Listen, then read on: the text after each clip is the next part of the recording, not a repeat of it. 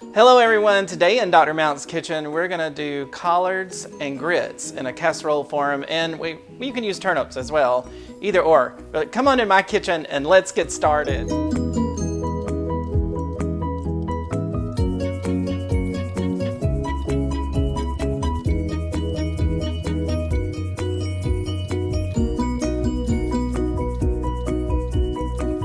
So what we're going to do here is we're going to start making the grits. And so first of all, I have my crock pot, so you can see it right here. And I'm going to put 1 cup of yellow grits. So it's 1 cup of yellow grits. So you don't want the instant grits, you want the old-fashioned kind. We're going to put this in the crock pot. And then I'm going to put 4 cups of vegetable broth in here with it. And then we're going to cook this, and it takes about 6 hours. We're going to cook it on low for about 6 hours until they're actually tender and creamy. So this is the first step. So this is something you can maybe start in the morning, leave, and finish up in the afternoon or whatever you need to do with that. All right, so we're going to get these started and we'll be back. Okay, so in my iron skillet, I have 2 tablespoons of coconut oil, and then I'm adding in 2 shallots that I've chopped. And then I'm adding in 3 cloves of garlic that I've minced a little bit. And so we're getting all that mixed in together. You can start cooking this and getting it going. And we're going to stir it around here and get it all kind of nice and brown. Get everything done. As you can see, it's taking a minute, but it gets it all done. We're gonna stop for a minute though and move over and add our collards to the mixture.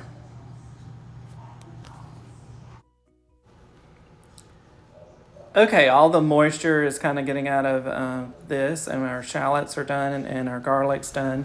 So now we're going to add our collards. So we're adding our collards at the moment, and that's 10 ounces of collards that you can get in grocery store frozen. I already had some that's kind of already done that we had that I'm using, but what you want to do is 10 ounces frozen. You probably want to let them thaw, let your collards thaw out, and remove all the juices from it. So let them drain a little bit, remove all the juices. So we're going to stir these around and get them ready.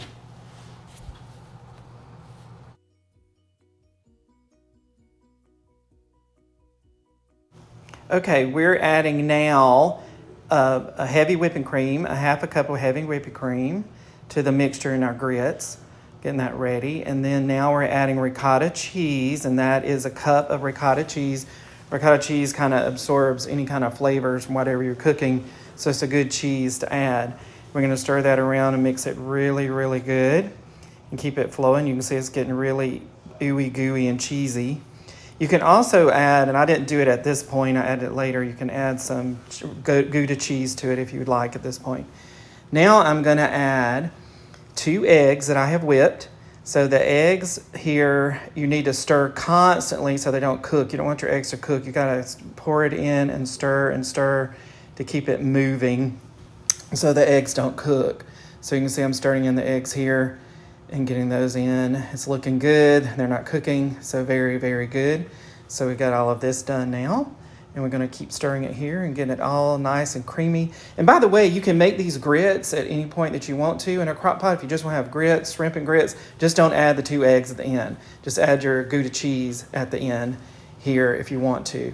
I'm going to add Gouda into my collards and everything in just a little bit when I get it on the stovetop.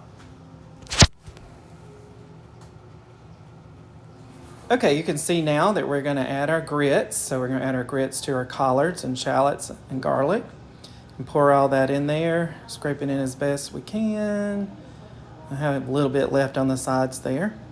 So we're going to put that in there and keep that going for a minute. And got to mix it really well. And you can see how that's all coming together looking yummy, looking very good. Our little collards and grits.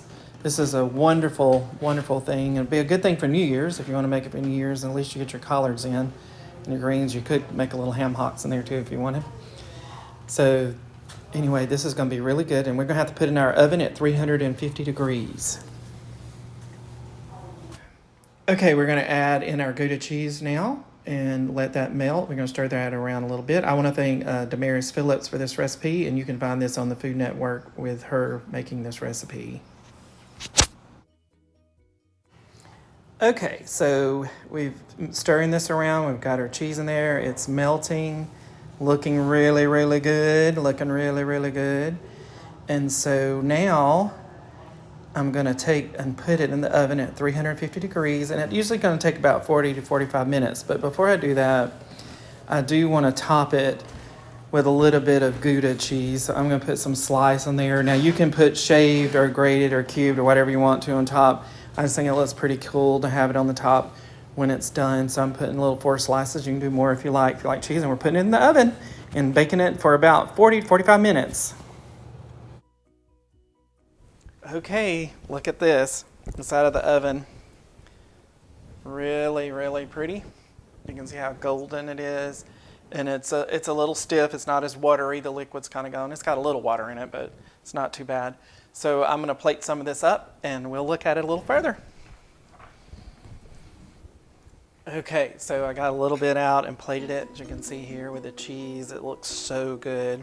It's a little hot, so I'm going to taste a little bit. See how that's going to look. Oh my God, it's so good. You guys have to try this. This is delicious.